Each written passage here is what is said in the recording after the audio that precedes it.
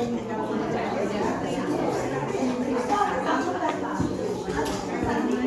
dia bagusnya datang lagi.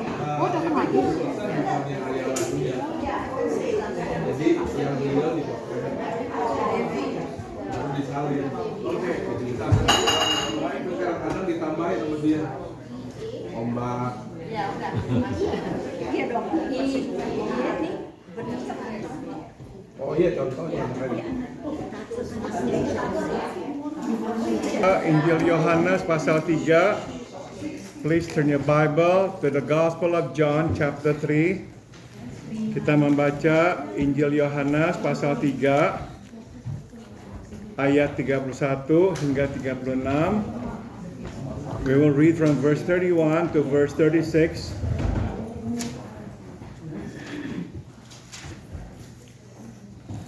Injil Yohanes 3 31 hingga 36, verses 31 to 36. Oke, mari kita membacanya bersama-sama. 1, 2, 3. Siapa yang datang dari atas adalah di atas semuanya. Siapa yang berasal dari bumi termasuk pada bumi dan berkata-kata dalam bahasa bumi. Siapa yang datang dari surga adalah di atas semuanya. Ia memberi kesaksian tentang apa yang dilihatnya dan yang didengarnya. Tapi tak seorang pun yang menerima kesaksiannya itu. Siapa yang menerima kesaksiannya itu, ia mengaku bahwa Allah adalah benar. Sebab siapa yang diutus Allah, dialah yang menyampaikan firman Allah. Karena Allah mengaruniakan rohnya dengan tidak terbatas. Bapa mengasihi anak dan telah menyerahkan segala sesuatu kepadanya. Barang siapa percaya kepada anak, ia beroleh hidup yang kekal. Tapi barang siapa tidak taat kepada anak, ia tidak akan melihat hidup, melainkan murka Allah tetap ada di atasnya. In English, John chapter 3, 31 to 36. The one who comes from above is above all. The one who is from the earth belongs to the earth and speaks as one from the earth. The one who comes from heaven is above all. He testifies to what he has seen and heard, but no one accepts his testimony. The man who has accepted it has certified that God is truthful. For the one whom God has sent speaks the words of God. To him, God gives the Spirit without limit. The Father loves the Son and has placed everything in his hands. Whoever believes in the Son has eternal life, but whoever rejects the Son will not see life, for God's wrath remains on him. Mari kita berdoa, let us pray. Terima kasih kami boleh membaca firman-Mu ya Tuhan. We thank you Lord that we could read your word. Jelaskanlah supaya kami mengerti firman-Mu ini. So we pray, please explain it to us so that we will understand your word. Dalam nama Tuhan Yesus kami berdoa. In the name of our Lord Jesus we all pray. Amen. Amen.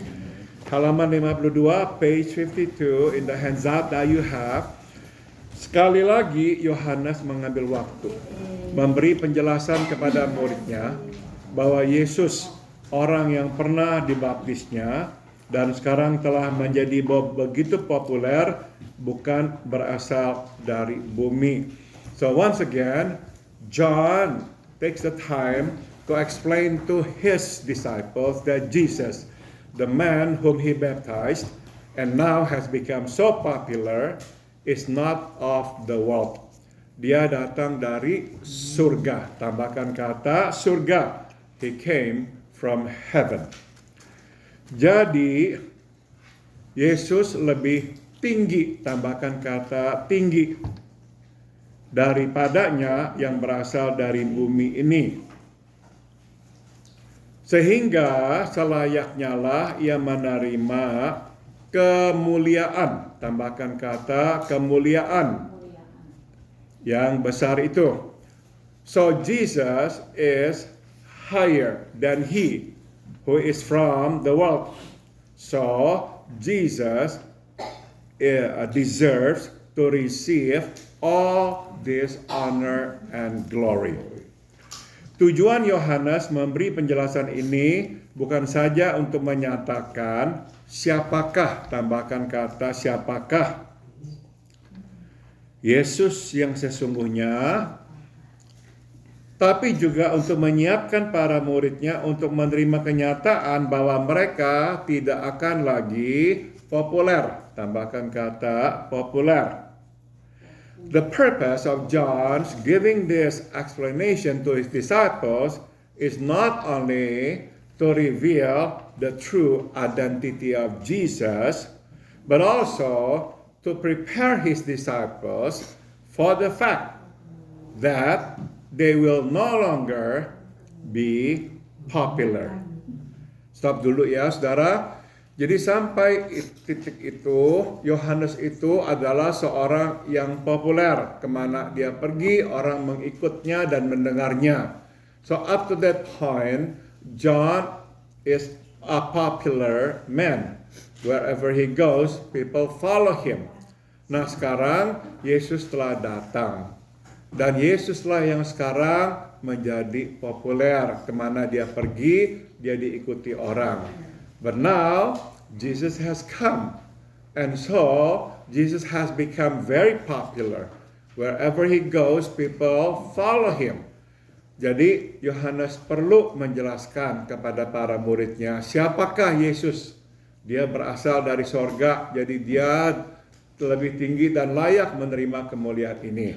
Therefore, it is imperative that John explained to his disciples that Jesus is not of the earth. So, he is worthy to receive all this honor and glory. Dan sekaligus menyiapkan para muridnya. Mereka tidak akan lagi populer. And at the same time, he is telling his disciples to be ready to accept the new life, the new chapter of their ministry, that they will not be popular anymore. Yohanes mengerti bahwa tidak mudah buat mereka menerima kenyataan, sebab sebelumnya orang berbondong-bondong mencari dan mendengarkan pengajarannya. So John understands that it is not easy for his disciples to accept this fact, because before Jesus came, people followed John, listened to him. Sekarang tidak lagi, but no more now. Sekarang orang berbondong-bondong mencari dan mendengar pengajaran Yesus. Tambahkan kata Yesus. Now, people follow Jesus. They want to listen to him.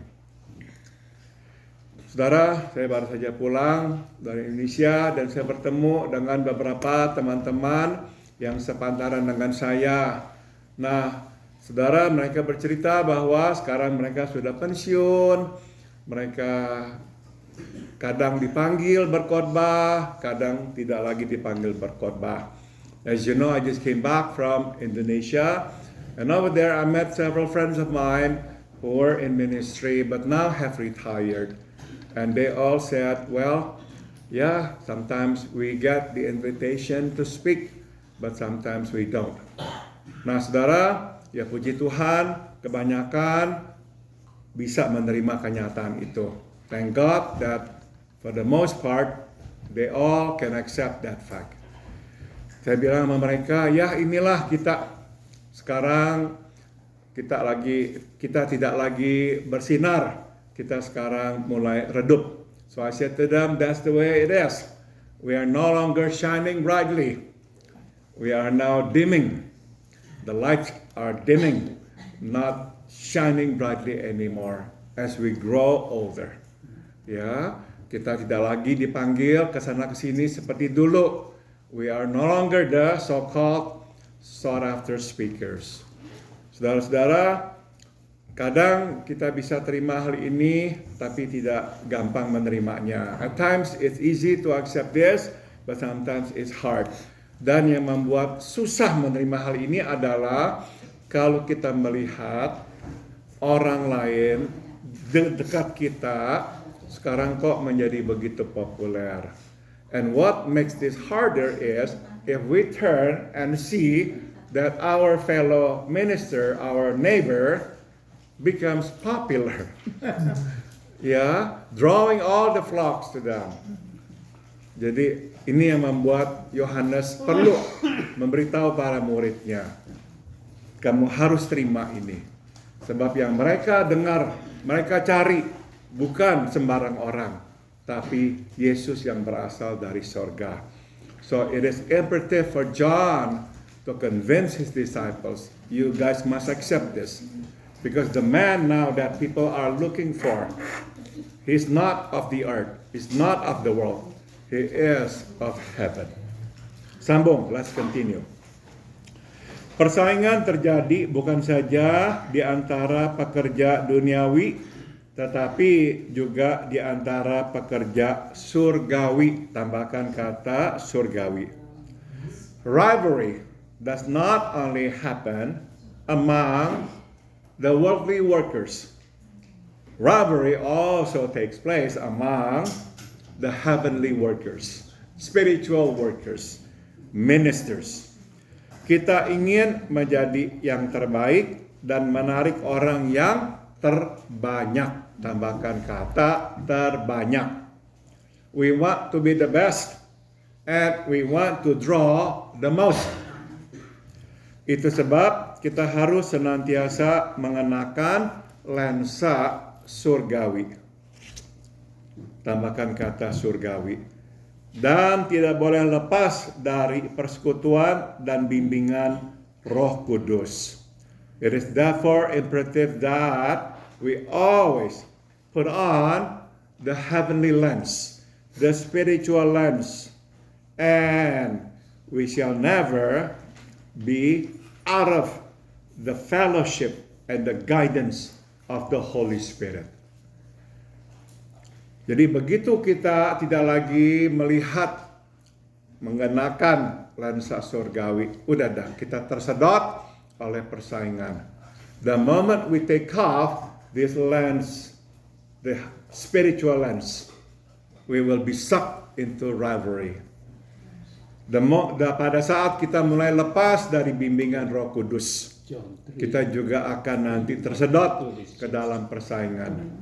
The moment we move away from the guidance of the Holy Spirit, we will be sucked into rivalry. Sambung, Yohanes mengajak para muridnya melihat fenomena yang terjadi dari lensa surgawi agar dapat menerima kenyataan bahwa rumput di pekarangan tetangga lebih hijau, tambahkan kata hijau, daripada rumput di pekarangan rumah sendiri.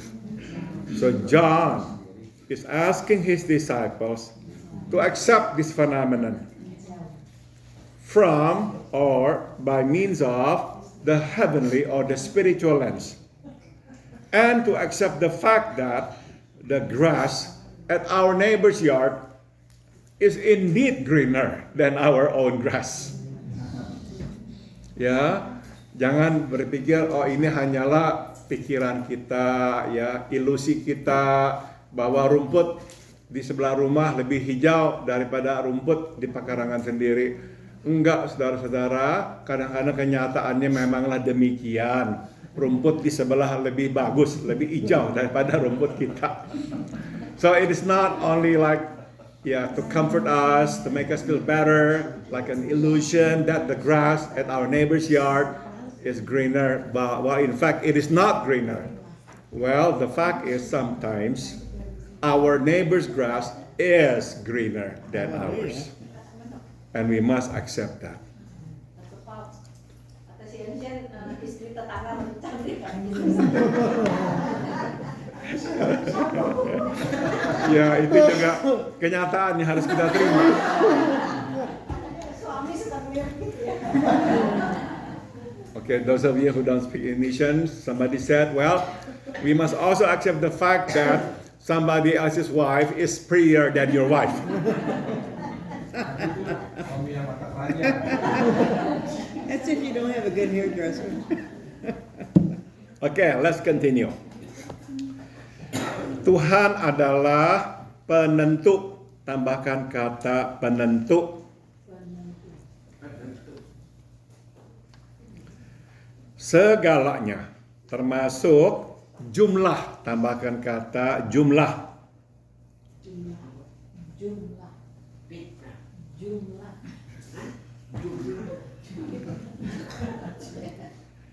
Jumlah orang yang mendengarkan dan mengikut kita. Please keep this in mind. God is the one who determines everything, which includes the number of people who will come and listen to us. Saudara, saya pernah membaca sebuah artikel long time ago yang ditulis oleh pendeta Jack Hayford. Saya masih ingat sekali, judul dari artikelnya adalah saya pernah bermain dengan games jumlah. Once I read an article written by Pastor Jack Hayford from Church on the Way here. He's already retired. Long time ago, he wrote an article, and I remember the title of the article is I once played the number games. Artinya adalah dia mengaku sebagai pendeta, dia pernah terikat oleh jumlah anggota. Yeah, in that article, he openly admitted to the fact that once in his ministry, the earlier times, he was actually caught up in the number games, thinking about how many people come to my service, how many people attend my prayer meeting, and how much money we collect in our offering. He admitted that he once was involved. He once was caught up. The man is amazing. He's an honorable man. He's a man of God. Yeah, he always opens up about his own shortcomings. No wonder God blessed this man so much tremendously, Jack Hayford. Tapi ya inilah kita manusia. Kita susah untuk bisa lepas dan tidak terganggu oleh angka, oleh jumlah.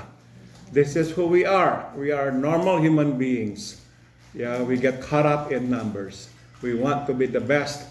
We want to draw the most people. But remember, no, it's up to God. It's up to God. How many people God wants to bring to our church, it's up to Him. Ya, saya masih ingat juga, saya pernah membaca sebuah artikel, saya lupa siapa yang menulisnya, tapi berjudul gereja saya kok tambah hari tambah kecil. Once I read another article along the same line. I forgot who the writer was, but I remember the title of the article. My church is shrinking. Jadi dia mengaku, dia bilang, aduh hatinya susah. Dia berbuat apapun yang harus dia lakukan, tapi kok makin hari makin sedikit orang ke gerejanya. I remember he said this in his article. He tried everything, but then he saw people leaving, not coming. So the church is shrinking. Jadi saudara, kita waktu mengalami hal seperti itu, kita penting melihat diri, perlu introspeksi. Apakah kita telah berusaha sebaik mungkin? Kalau sudah, dan kita sudah berdoa, kita mesti serahkan, percayakan hasilnya kepada Tuhan. So whenever that happens to us, our church is shrinking. Number one, first step, introspect. Perhaps there are things that we haven't done right. So we have to actually look within, of course. But after we look within, and after we say, Lord, I've done all that I could, pray and surrender to Him. And it doesn't matter anymore how many He will bring and how many He will take away.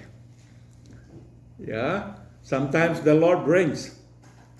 Sometimes the Lord takes away. Amen. That's the way it is. It's up to Him. Rennie? In Acts 16, Paul was witnessing to a businesswoman. She was very religious. Her name was Lydia.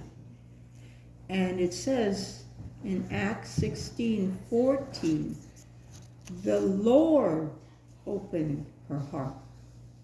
And that comes in with this. We pray for those that we hear of, love, but it's the Lord that will open their heart. Amen. Amen. Thank you for the comment, Rani. Nah, sambung lagi. Jadi jangan pikirkan jumlah orang, pikirkan orang. Tambahkan kata orang. So, do not think about the numbers. Think about the people. Amen. The people. Yaitu kebutuhan orang dan apa yang dapat kita lakukan. Tambahkan kata lakukan. So don't think of or about the numbers, but think about the people. Think about their needs and what we can do for them. Amen. Only that. Only that. Ya. Saudara, saya ingat buku yang ditulis oleh Pendeta Rick Warren, yaitu The Purpose Driven Church, gereja yang mempunyai tujuan, ya, bertujuan. Dia menekankan sekali satu konsep ini, bahwa terpenting bukan menambahkan jumlah anggota gereja, tapi menyehatkan gereja. One of the main thesis of his book is this: what's important is not adding more. No. What is important is making the church healthier. So growth does not mean numbers. Growth means health. Jadi selama gereja sehat, persekutuan sehat, kita diberi makan, kita bertumbuh, relasi dengan sesama juga saling menguatkan. Puji Tuhan, itu targetnya. So as long as we know that we are being fed, we are growing spiritually, the fellowship is warm, is intimate, is encouraging, is healthy, that means the church is healthy. As long as we know that the church is healthy, we have met the goal. Because that's the goal, to make the church healthy, not to make the church growing in numbers. Ya, jadi selalu fokus pada orang. So remember, always focus on the people, not the numbers. Sambung, Yohanes melanjutkan, oleh karena Yesus berasal dari surga, maka bukan saja ia berada di posisi paling tinggi, tambahkan kata tinggi, di atas semua manusia dan para hamba Tuhan, tetapi juga ia merepresentasikan Allah Bapa paling tepat. Tambahkan kata tepat. John continues, because Jesus is from heaven, not only does he occupy the highest level, he is higher than anybody and any servants of God, but he also represents God the Father most accurately. Dia tahu rahasia surgawi bukan karena ia diberitahukan, tetapi karena ia tahu. Tambahkan kata tahu. Ia mendengar dan melihat sendiri. So he knows the mystery of heaven, not because he was informed, somebody told him about it, but because he knew, he saw it, he heard it himself, because he is from heaven. Dia telah bersama, tambahkan kata bersama dengan Allah Bapa pada mulanya, tambahkan kata mulanya. He has been with God the Father since or in the beginning. Kesaksiannya benar. Jadi seharusnya lah diterima sebagai kebenaran. Tambahkan kata kebenaran yang keluar dari mulut Allah sendiri. His testimony is right, is true. So it has to be accepted as the truth that comes out of the mouth of God Himself. Namun sayang tidak semua menerimanya, sebagian justru menolaknya. Tambahkan kata menolaknya.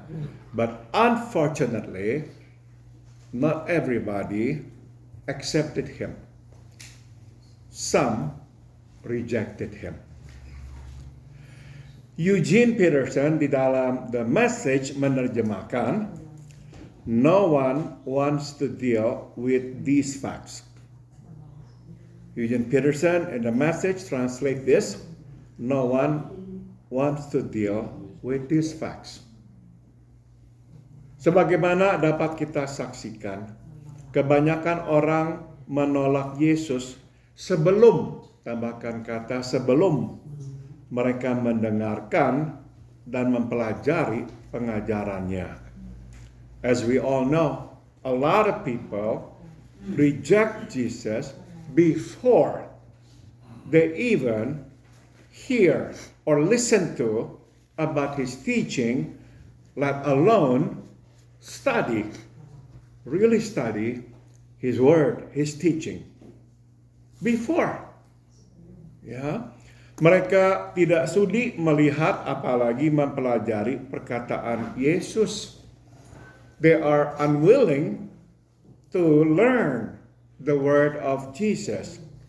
Mereka mengambil jalan pintas, yaitu apa? Menolak mentah-mentah. Tambahkan kata menolak. People like to take a shortcut. They reject Jesus right away without even learning about him, reading about what he says. Jadi alasan mengapa orang menolak Yesus kebanyakan bukan karena mereka tidak setuju, tambahkan kata setuju dengan pengajarannya, tetapi tidak berminat, tambahkan kata berminat pada Tuhan dan hal-hal rohani. So, the main reason why a lot of people reject Jesus is not because they disagree with his teaching, but rather because they're not interested in God or spiritual matters. Itu saudara. Jadi kebanyakan orang sebetulnya tidak tahu apa yang mereka tolak. So here's the conclusion. A lot of people don't even know what it is they reject. They have no clue. And they don't care. Because, exactly, they don't care. That's actually the bottom line. People just don't care. Ya, sambung lagi.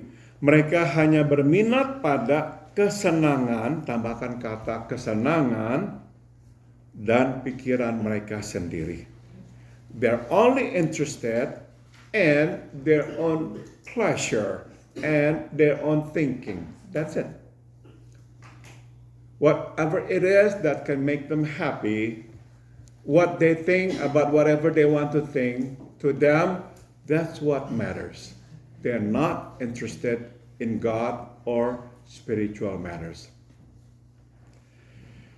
Mari kita akhiri. Sebaliknya, orang yang menerima pengajaran Yesus makin hari akan makin melihat, tambahkan kata melihat, bahwa semua yang keluar dari mulutnya adalah firman Allah. On the contrary, those who accept the teaching of Jesus, the more they read, the more they learn, the more they will see that everything that comes out of his mouth is the word of God. Sebab ia adalah firman Allah sendiri. Tambahkan kata firman Allah. Because he is the word. He is the word himself. Which is in John 1. In the beginning was John chapter 1 verse 1, ya. Saya suka dengan penerjemahan Eugene Peterson. I like the rendition given by Eugene Peterson. The Word became flesh and blood and moved into the neighborhood. We saw the glory with our own eyes, the one-of-a-kind glory, like Father, like Son, generous inside and out, true from start to finish. Very graphic, very plain, very clear. Firman menjadi daging dan darah, kemudian masuk tinggal di tetangga kita. Kita menyaksikan kemuliaannya dengan mata kita sendiri. Kemuliaan yang unik, yang khusus, seperti ayah, seperti bapak, seperti anak. Murah hati, benar dari awal sampai akhir. Sambung, Bapa telah memberi semua kepada anak tanpa batas. Itu sebab penolakan, tambahkan kata penolakan, terhadap Yesus sama dengan penolakan terhadap Allah. The Father has given all to the Son without limit. Therefore, rejection toward the Son is exactly like rejection toward the Father. Menolak anak berarti menolak Bapa, tambahkan kata Bapa yang telah mengutus anaknya ke dunia. Rejecting the Son means rejecting the Father who has sent the Son to the world. Ngerti ya saudara? Bapa telah memberikan semua kepada anak tanpa batas. Maka penolakan terhadap anak adalah penolakan terhadap Bapa. Because the Father has given all without limit to the Son. So rejection toward the Son is exactly rejection toward the Father. Jadi waktu orang berkata, oh saya hanya menolak Yesus. Bapa di sorga berkata, tidak. Kamu menolak Yesus, kamu menolak saya. So nobody can say before God, I only rejected Jesus, I did not reject you, oh God. And God the Father will say to us, oh no. The moment you rejected my Son, you rejected me. As simple as that. As clear-cut as that. No nuance here. Very clear. You reject Jesus, you reject me. That's it. Sambung. Sebaliknya, menerima anak sama dengan menerima Bapa. Menerima anak, tambahkan kata anak, berakibat menerima hidup, tambahkan kata hidup, yang kekal dari Bapa. Conversely, accepting the Son is accepting the Father. Accepting the Son means accepting the eternal life from the Father. Sambung, sedang menolak anak berakibat bukan saja kehilangan hidup, tetapi juga menerima kemarahan Bapa. Tambahkan kata kemarahan. While rejecting the Son will not only end with losing the eternal life, but also receiving the wrath or the anger of the Father. Saudara, ini firman yang tidak mudah untuk kita dengar. This is not easy for us to hear. Sebab maunya kita itu tuh mendengar firman yang lebih terbuka lah terhadap semua, terima semua, nggak apa-apa lah. It is not easy to hear this because our natural tendency is to say, Lord, well, you accept everybody, don't you? As long as we are good, you will accept us, right? Tapi Tuhan berkata dengan sangat jelas, menolak Yesus, menolak Bapa. Menolak Yesus bukan saja kehilangan hidup yang kekal, tapi juga menerima kemarahan Allah. Ya, rejecting the Son means rejecting the Father. Rejecting the Son does not only lead to losing the eternal life, but also receiving the wrath, the anger of God. Once again, not a pleasant news, but the truth. The truth. When it comes to his Son, the Father does not play around. Amen. He gave his Son, the biggest sacrifice a father can ever do, can ever give. So he wants us to take his Son very seriously. Saya stop. Ada yang mau tambahkan atau bertanya? Silakan, Reni. Genesis 1. In the beginning, God created the heavens and the earth. God in Hebrew is Elohim, Yahweh, Jehovah, Lord. It means the same thing. And you shoot to the New Testament, it says Lord Jesus. In Genesis 1:26, God said, let us create man in our image, our likeness. Who's us? Angels can't create. Us, God, the Father, the Son, the Holy Spirit. If you reject God the Father, you're rejecting us. If you reject Jesus, you're rejecting us. If you reject the Holy Spirit, you're rejecting us. It's like this. Water. Water chemically is H2O. Water. Liquid. It's still water. Ice. It's still water. It's still H2O. H2O. Steam. Still water. God the Father. God the Son. God the Holy Spirit. The Shema says, Hear, O Israel, the Lord your God is one. 3 in 1. It's a mystery. But you have to believe it. That's what you call faith. Thank you, Reni. You're welcome. Appreciate it. Okay. Pak, selain